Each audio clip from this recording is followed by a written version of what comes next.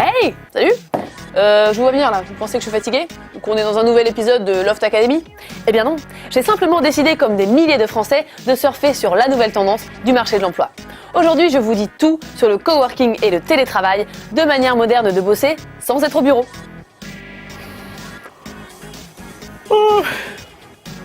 On prend le pli, hein. Oula.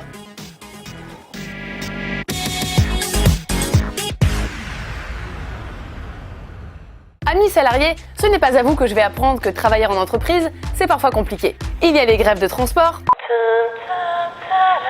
Le train initialement prévu à 8h52 arrivera avec 3 semaines de retard. Bisous. Les enfants qui sont malades. Mais qu'est-ce que tu as, Jean-Stéphane? Parle-moi, Bobo? Bobo Bidou? Ou encore ceux qui n'en peuvent plus de travailler avec leur patron et qui veulent créer leur propre start-up. Écoute Michel, c'est plus possible, tout est fini.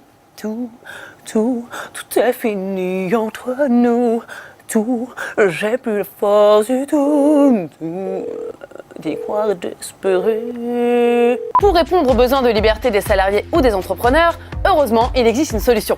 Et ça s'appelle l'arrêt de travail. Je plaisante, évidemment. Les deux solutions possibles pour devenir un bon SBF sont le télétravail et le coworking. Deux méthodes de travail qui permettent de mieux gérer son temps, de gagner de l'argent, mais aussi d'être plus productif. Bon, pensez dès les années 80 avec le début de la micro-informatique, le télétravail permet aujourd'hui aux salariés de vraiment exercer leur activité, je dirais, en dehors du bureau, autrement dit chez eux. Comme on peut le voir sur ce diagramme qui n'est pas là, avec près de 20% de télétravailleurs, certains pays comme l'Allemagne ou la Finlande profitent largement des bénéfices du télétravail. Alors clairement, on part sur un gain d'espace et une baisse de loyer pour l'entreprise, une plus grande autonomie du salarié, moins de retard au boulot et une meilleure gestion des emplois du temps. Et je vais redevenir une fille là dans la seconde qui suit parce que c'est gênant. Sauf qu'en France, avec à peine 14% de salariés en télétravail, on est encore un peu à la traîne. Mais les mentalités commencent à changer. Le groupe Orange a par exemple introduit en 2013 un nouvel accord qui donne la possibilité à ses salariés de travailler à distance, avec un dispositif qui permet de déterminer le volume de jours mensuels en télétravail. Rien qu'en 2011 et 2012, le télétravail chez l'opérateur était en progression de 61%. Alors, ça en fait du monde en pilou-pilou. Pour 300 à 400 euros par mois, le coworking offre la possibilité d'avancer à son rythme sans travailler tout seul chez soi. C'est ce qu'on appelle le travail collaboratif.